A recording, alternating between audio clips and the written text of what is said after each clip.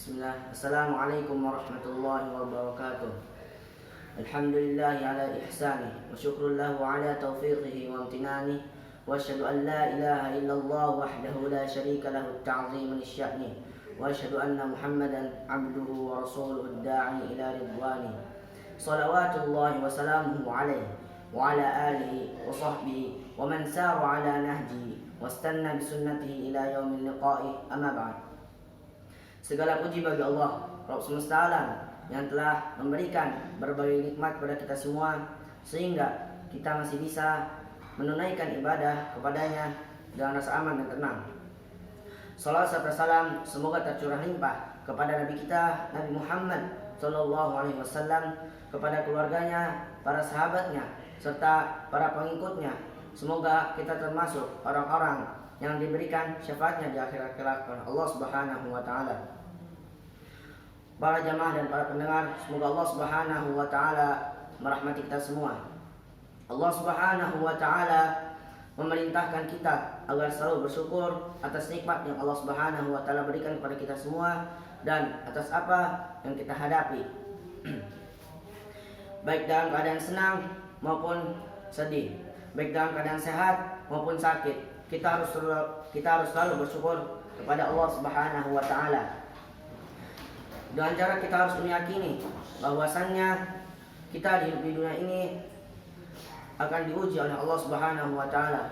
Allah Subhanahu wa taala berfirman, "Ahasiban nasu ayyutraku ayyaqulu amanna wa hum la yuftanun."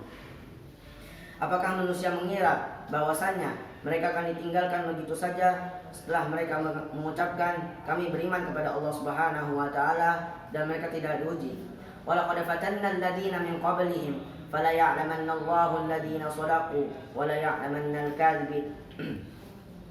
Padahal sesungguhnya kami telah menguji orang-orang sebelum mereka agar kami mengetahui siapa di antara mereka yang beriman dan siapa di antara mereka yang berdusta. Dari ayat ini kita harus meyakini bahwasannya kita akan diuji oleh Allah, dan kita harus meyakini bahwa setelah kesusahan pasti ada kemudahan. Dengan cara mendatangkan kemudahan itu dengan cara bersyukur kepada Allah Subhanahu wa taala. Allah Subhanahu wa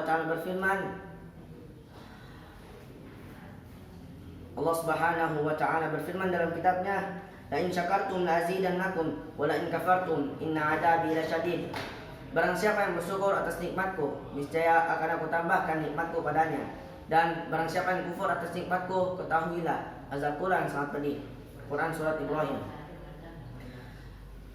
Artinya itu adalah bahwasannya yang pertama, Allah Subhanahu wa taala menyayangi kita semua. Allah Subhanahu wa taala mengingatkan kita agar selalu bersyukur atas nikmatnya, agar terhindar dari azabnya yang sangat pedih. Yang kedua adalah barang siapa yang bersyukur atas nikmat Allah Subhanahu wa taala, maka Allah Subhanahu wa taala akan menambahkan nikmatnya kepada kita. Dan yang ketiga adalah barang siapa yang kufur atas nikmat Allah, maka Allah Subhanahu wa taala akan mendatangkan azab kepadanya dan azab yang sangat pedih. Lalu bagaimana cara kita selalu bersyukur atas nikmat Allah Subhanahu wa taala? Yang pertama adalah selalu berdoa kepada Allah Subhanahu wa taala. Dikarenakan yang pertama adalah bahwasannya pembolak-balik hati adalah Allah Subhanahu wa taala. Rasulullah sallallahu alaihi wasallam bersabda, "Ya muqallibal qulub, tsabbit qalbi ala dinik." Wahai pembolak-balik hati, tegakkanlah hatiku di atas agamamu. Sebab yang kedua adalah bahwasannya iman itu naik dan turun. Rasulullah sallallahu alaihi wasallam bersabda, "Al-imanu yazidu wa yanqus." Iman itu naik dan turun.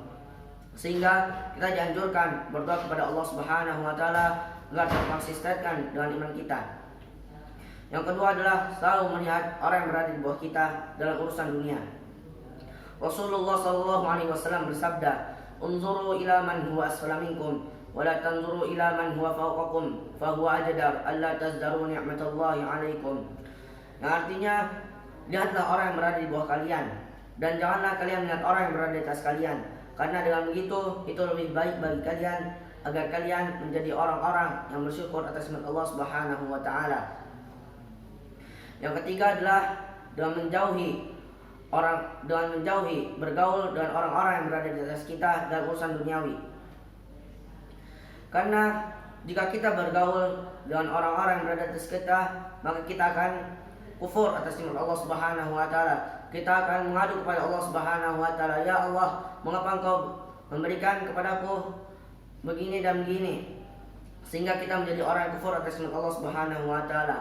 Akan tapi kita tidak mengetahui bahwasanya setelah yang Allah berikan ini kepada kita, kita tidak mengetahui bahwa setelahnya mungkin ada kemudahan atau mungkin setelahnya ada nikmat. Allah Subhanahu wa taala berfirman, "Wa asa an takrahu syai'a wa huwa khairul lakum, wa asa an tuhibbu syai'a wa huwa syarrul lakum."